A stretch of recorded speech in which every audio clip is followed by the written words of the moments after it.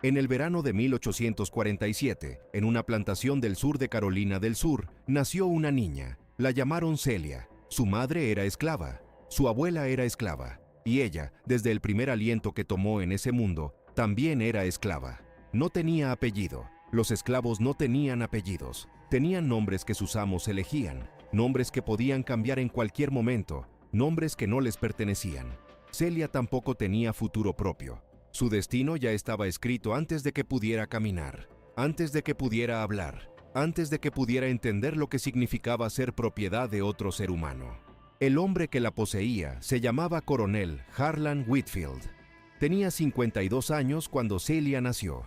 Era un hombre respetado en todo el condado. Había servido en el ejército, había acumulado tierras, había construido una de las plantaciones más grandes de la región. Tenía una esposa, 3 hijos adultos, nietos que corrían por los jardines de la casa grande.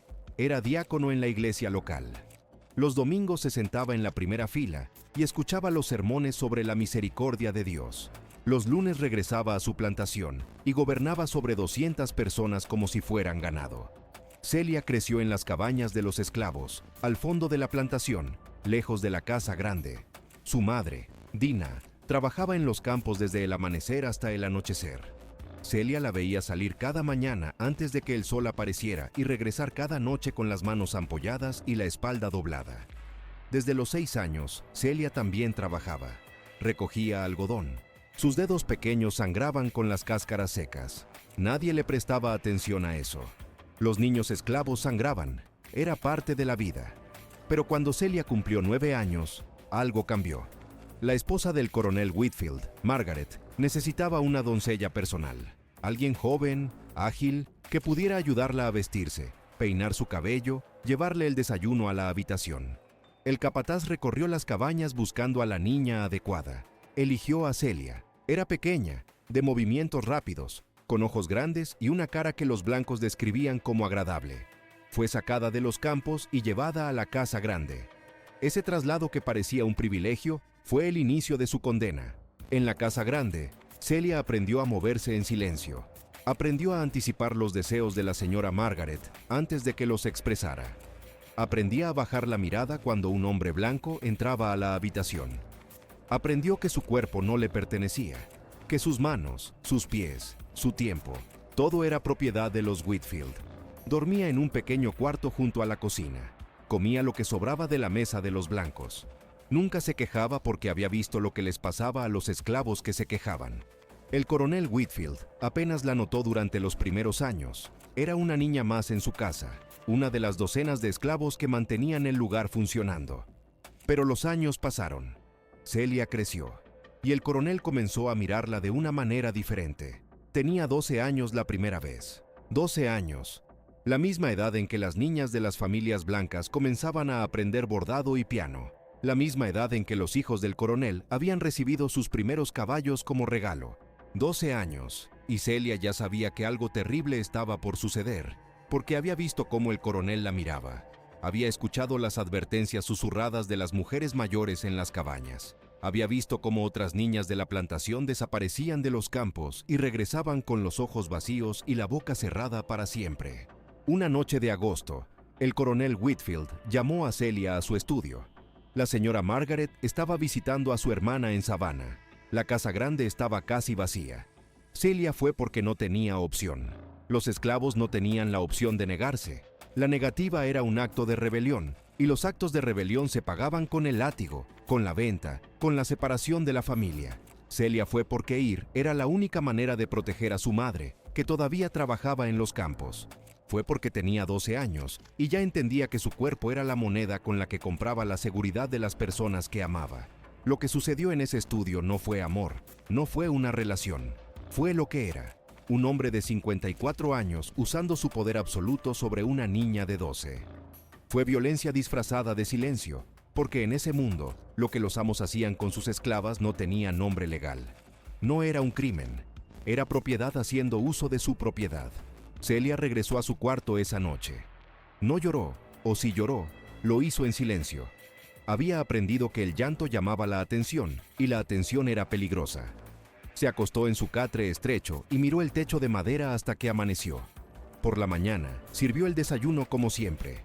Nadie preguntó nada. Nadie dijo nada. El silencio era el lenguaje de la plantación. 3 meses después, Celia supo que estaba embarazada. Tenía 12 años. No entendía completamente lo que significaba, pero las mujeres mayores de las cabañas sí lo entendían. La miraron con esa mezcla de compasión y resignación que solo tienen las personas que han visto demasiado sufrimiento para sorprenderse. Dinah, su madre, lloró esa noche. Lloró en silencio, con la cara enterrada en sus manos, porque sabía exactamente lo que le había pasado a su hija y sabía que no podía hacer nada para cambiarlo. Hablar significaba el látigo. Actuar significaba la muerte. El amor de una madre esclava era impotente frente al poder del amo. El coronel Whitfield no cambió su comportamiento. Siguió sentándose en la primera fila de la iglesia los domingos. Siguió siendo el hombre respetado del condado. Cuando el embarazo de Celia comenzó a notarse, nadie en la casa grande hizo preguntas directas. La señora Margaret vio el vientre creciente de la niña de 12 años que dormía bajo su techo y guardó silencio. Ese silencio era su propia forma de complicidad. Sabía. Todas las esposas de los plantadores sabían. Era el secreto que compartían todas las mujeres blancas del sur. El secreto que nunca se nombraba porque nombrarlo significaba confrontar a sus maridos. Y confrontar a sus maridos significaba perder todo. En la primavera de 1860, Celia dio a luz a su primer hijo. Era un niño. Lo llamaron Samuel. Era de piel más clara que su madre, con los rasgos del coronel Whitfield marcados en su cara pequeña. Cualquiera que los viera juntos podría notarlo, pero nadie lo decía. El bebé fue registrado en los libros de la plantación como propiedad del coronel Whitfield, porque la ley era clara. Los hijos seguían la condición de la madre. Si la madre era esclava, el hijo era esclavo. No importaba quién fuera el padre. No importaba si el padre era el hombre más poderoso del condado.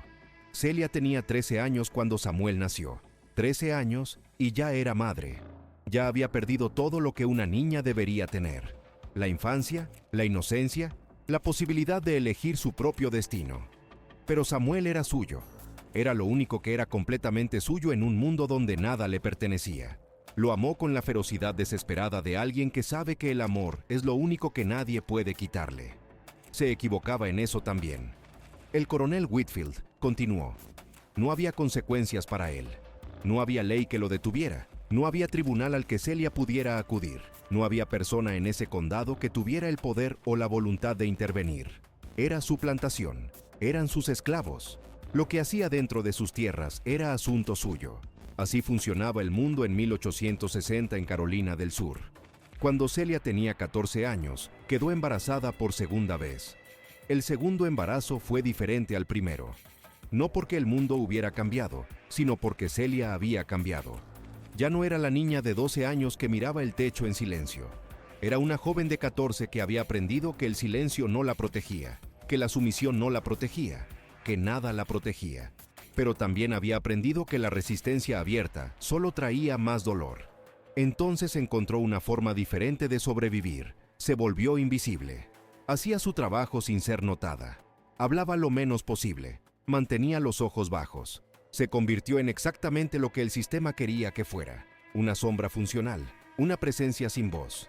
Por dentro, guardaba todo. Guardaba la rabia. Guardaba el dolor. Guardaba los recuerdos de cada humillación. Los guardaba en algún lugar profundo donde nadie pudiera tocarlos, donde fueran solo suyos. En el invierno de 1861, nació su segunda hija. La llamaron Rose. También era de piel clara. También tenía los rasgos del coronel. También fue registrada como propiedad en los libros de la plantación. Celia tenía 14 años y ya tenía 2 hijos. 2 hijos que eran esclavos por nacimiento. 2 hijos que cargaban la sangre del hombre que los había engendrado, pero que nunca los reconocería como suyos. Ese mismo año, comenzó la guerra civil. Las noticias llegaban lentamente a las plantaciones del sur. Los esclavos escuchaban fragmentos de conversaciones entre los blancos, palabras susurradas sobre Lincoln, sobre los estados del norte, sobre la guerra. No entendían completamente lo que significaba, pero sentían que algo estaba cambiando. Había una tensión diferente en el aire. Los capataces eran más agresivos. El coronel Whitfield pasaba más tiempo encerrado en su estudio con otros hombres del condado, hablando en voz baja sobre cosas que los esclavos no debían escuchar. Dinah, la madre de Celia, le susurraba por las noches: Algo va a cambiar. No sé qué, pero algo va a cambiar. Pero antes de que algo cambiara, el coronel Whitfield llamó a Celia a su estudio una vez más. Tenía 15 años la tercera vez. 15 años, con 2 hijos pequeños que dependían de ella, con una madre que envejecía en los campos, con un mundo que comenzaba a moverse aunque todavía no sabía hacia dónde. 15 años, y ya había aprendido que su cuerpo era el campo de batalla, donde se libraba la guerra más silenciosa y más brutal de todas, la guerra entre el poder absoluto y la dignidad humana, que nadie podía quitarle completamente, por más que lo intentaran. El tercer embarazo comenzó en 1862.